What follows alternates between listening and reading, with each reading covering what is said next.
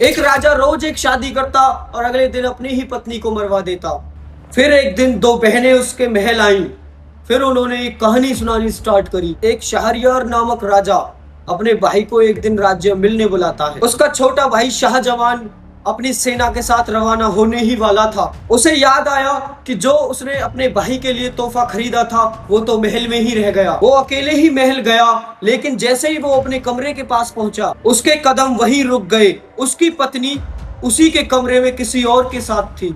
शाह उनके पास गया और जैसे ही कोई कुछ सोच पाता उसने अपनी तलवार निकाली और दोनों का सिर उड़ा दिया और बिना किसी से कुछ कहे वो अपने भाई के पास लौट गया। शहरयार ने जैसे ही अपने भाई को देखा तो वो समझ गया कि कुछ तो बात है। शहरयार हर बार पूछने की कोशिश कर रहा था पर वो चुप रह गया।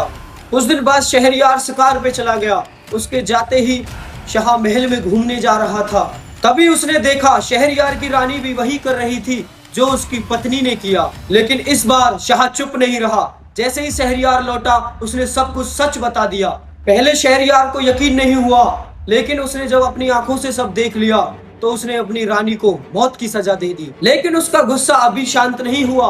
उसने अगली शाम एक और शादी की और सुबह अपनी दुल्हन को मरवा दिया। फिर एक और शादी, एक और मौत। धीरे धीरे ये उसकी आदत बन गई।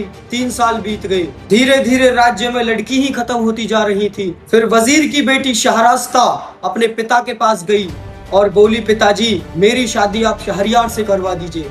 वजीर घबरा गया और बोला, तुम जानती भी हो तुम क्या मांग रही हो। शहरजाद बोली, मैं सब जानती हूँ, लेकिन किसी को तो इसे रोकना पड़ेगा ना। बहुत समझाने के बाद शहरजाद अपने फैसले से नहीं हटी।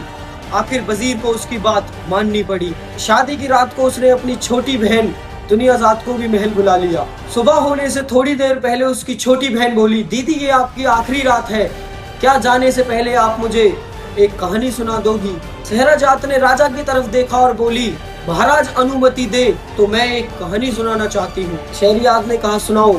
और उस रात ना तो शहरयार जानता था ना शहजाद कि एक कहानी 1001 रातों का सफर बन जाएगी। शहरजाद ने कहानी शुरू की।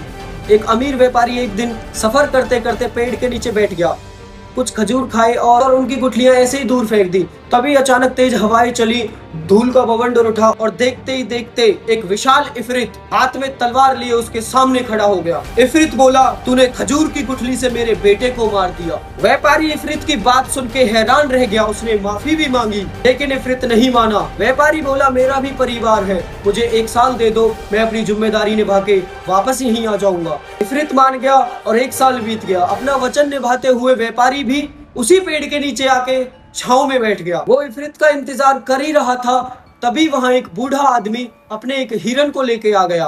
फिर 2 और बूढ़े आदमी वहां पे पहुंच गए। व्यापारी ने धीरे धीरे उन तीनों को अपनी कहानी सुना दी। अभी वही इफरित फिर से वही तलवार लेके वहां पहुंच गया। व्यापारी को वहां से घसीटता हुआ ले ही जा रहा था। तभी हिरन वाला बूढ़ा बोला कि मैं इस हिरन की तुम्हें एक अनोखी कहानी सुनाऊं तो तुम इस व्यापारी की 1/3 सजा कम कर दोगे। इफरित ने कुछ देर सोचा, फिर हाँ कर दी।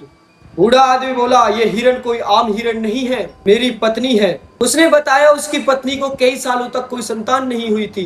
बाद में उस बूढ़े ने एक और शादी कर ली और आखिरकार उसे एक बेटा हो गया। लेकिन उसकी पत्नी को ये रास नहीं आया, उसको जादू आता था। उसने उसके बेटे को बछड़ा बना दिया और उसकी वाइफ को गाय बना दिया।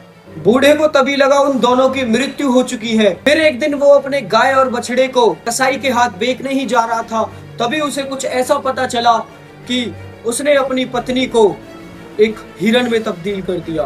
तभी इफरित बोला, ये कहानी सच में अनोखी है, मैं इस व्यापारी की 1/3 सजा कम करता हूँ। तभी सुबह होने लगी। दुनियाजाद बोली, दीदी ये कितनी अजीब कहानी है। शहरजाद मुस्कुराई और बोली, अगर मुझे महाराज आजाद रखे तो मैं इस कहानी को आगे भी सुनाऊंगी। ये सुन के शहजाद ने सोचा, बाकी कहानी सुने बगैर मैं इसको नहीं मार सकता, और उसने एक दिन के लिए शहजाद की जान बख्श दी। अपने व्यापारी दोस्त की जान बचाने के लिए बूढ़ा आदमी बोला, मैं उस बछड़े को कसाई के हवाले करने ही जा रहा था, लेकिन वो मुझे देख के जोर जोर से रोने लगा। मेरा दिल नहीं माना, मैं उसे दोबारा वापस घर ले आया। अगले दिन कसाई की बेटी मेरे पास दौड़ती हुई आई, बोली, ये कोई आम बछड़ा नहीं है, ये आपका बेटा है। आपकी पहली बेगम ने इसे जादू से जानवर बना दिया था, लेकिन उस लड़की को भी जादू आता था और उसने कुछ मंत्र पढ़े, उस बछड़े पर पानी छिड़का और उसे फिर से इंसान बना दिया। कसाई की बेटी से उसने अपने लड़के की शादी करा दी, बट एक शर्त पे कि मेरी बेगम को तू एक हिरन में तब्दील कर दे। ये सुनते ही इफरित बोला, तुम्हारी दास्तान वाकई में लाजवाब थी।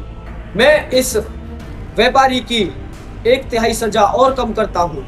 लेकिन अब भी उसकी 2/3 सजा बाकी थी।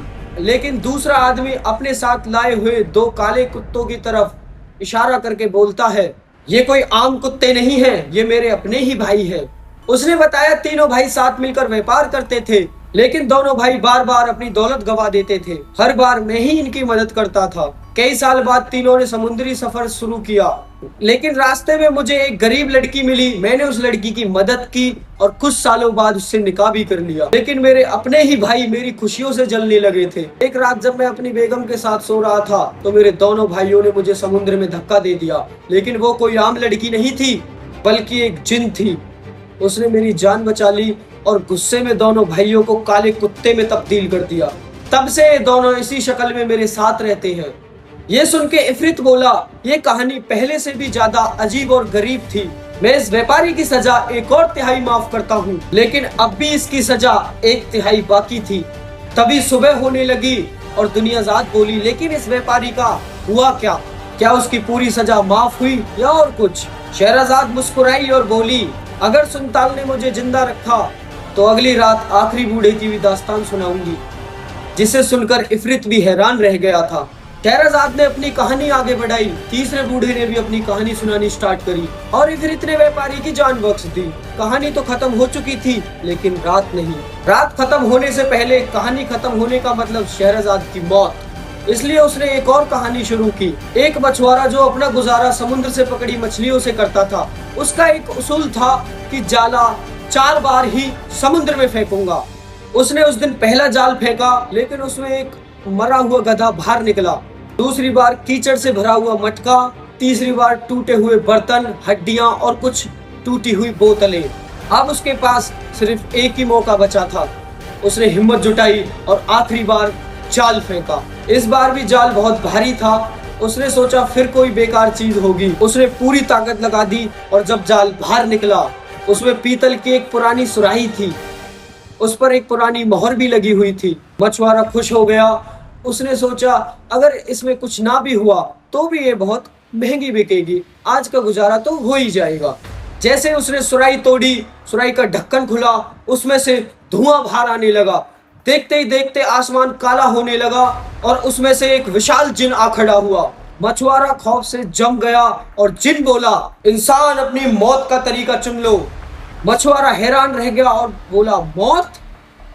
मैंने तो तुम्हें आजाद किया है, फिर तुम मुझे क्यों मारना चाहते हो? जिन बोला, क्योंकि मैं सदियों तक इस सुराही में कैद रहा। पहले मैंने कसम खाई कि जो आजाद करेगा उसे बेशुमार दौलत दूंगा, लेकिन कोई नहीं आया। फिर मैंने कहा मैं उसे दुनिया का सबसे ताकतवर इंसान बना दूंगा, लेकिन फिर भी कोई नहीं आया। फिर मैंने वादा किया कि उसकी हर ख्वाहिश पूरी करूंगा, लेकिन सदियां गुजर गई, कोई नहीं आया। और मैंने फैसला कर लिया, अब जो भी मुझे आजाद करेगा मैं उसकी ही जान ले लूंगा। मछुआरे ने सोचा इसे ताकत से तो नहीं जीता जा सकता। वो बोला, एक बात बताओ, मैं कैसे मान लूं कि तुम कभी इस सुराही के अंदर भी थे? जिन बोला, तुम मेरी बात पे शक कर रहे हो? मछुआरा बोला, बिल्कुल। तुम्हारा एक हाथ भी इस सुराही के अंदर नहीं आ सकता, पूरा शरीर कैसे आएगा? जिन गुस्से में बोला, ये मैं तुम्हें अभी साबित करके दिखाता हूँ। उसका पूरा शरीर धुएं में बदलने लगा और धीरे धीरे वापस उसी सुराही के अंदर समाने लगा। जिन जैसे ही सुराही के अंदर गया, मछुआरे ने सुराही को तभी बंद कर दिया। जिन चिल्लाया, मुझे बाहर निकालो, मुझे बाहर निकालो, लेकिन मछुआरा मुस्कुराया और तभी दुनियाजाद बोली, दीदी फिर क्या हुआ? लेकिन तब तक सुबह हो चुकी थी। हर दुश्मन तलवार लेकर नहीं आता, कुछ मुस्कुराकर आपका भरोसा जीतते हैं और आपके ही हाथों आपकी बर्बादी लिखवा देते हैं। शहरजाद ने कहानी आगे बढ़ाई। मछुआरे की बात सुन के जिन धुएं में बदला और उसी सुराही में समाने लगा। मछुआरे ने तुरंत सुराही का मुंह बंद कर दिया। अब बाजी पलट चुकी थी। अब जिन कैद था और मछुआरा आजाद। जिन घबरा गया, उसने माफी मांगी, कस्में खाई और वादा किया कि अगर उसे बाहर निकाला गया तो मछुआरे को इनाम भी देगा। लेकिन मछुआरा तो उसकी बात मानने के लिए तैयार ही नहीं था। उसने कहा, तुम बिल्कुल उस वजीर के जैसे हो जिसने राजा यूनान के साथ धोखा किया था। जिन हैरान होकर बोला, कौन राजा यूनान? तो मछुआरा बोला, एक कहानी सुनाता हूँ। बहुत पहले फरस में राजा यूनान नामक राजा राज करता था। उसके पास धन था, दौलत थी, प्रजा का प्रेम था, लेकिन एक चीज नहीं थी, सेहत। वो कुष्ठ रोग से पीड़ित था। प्रजा में कितने वैद्य आए, कितनी दवाइयां दी गई, लेकिन कोई उसका इलाज न कर सका। तब एक दिन दवान नाम का एक बुजुर्ग व्यक्ति उस महल में आया।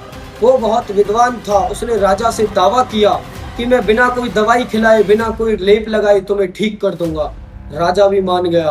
अगले दिन दुमन ने एक पोलो का डंडा और एक गेंद तैयार की। दोनों के अंदर उसने कुछ छुपा दिया और राजा से कहा कि पोलो खेलिए। जब पसीना निकलेगा तो दवा शरीर के अंदर अपने आप चली जाएगी। राजा को कुछ समझ तो नहीं आया, लेकिन उसने दुमन का कहना मान लिया। फिर अगले ही दिन राजा का कुछ रोग उसके शरीर से गायब हो चुका था। राजा इतना खुश था कि उसने दुमन को अपने पास बिठाया, उसे हजारों दिनार दिए, कीमती तोहफे दिए और अपने सबसे करीबी मंत्री भी बना लिया। लेकिन दरबार का एक वजीर ये सब देख के जलन से भर गया। एक दिन वो राजा के पास आया और बोला, दुमन तुम्हारा दोस्त नहीं, एक दुश्मन है। ये दवा आपको ठीक करने की नहीं, बल्कि धीरे धीरे मारने की है। राजा ने तुरंत उसकी बात का विरोध किया। उसने कहा, दुमन ने मेरी जान बचाई है, मैं उस पर कैसे शक कर सकता हूँ। फिर राजा ने कहा, वैसे तुम्हारी बातें सुनकर मुझे राजा सिंबाद और उसके बाज की कहानी याद आ गई।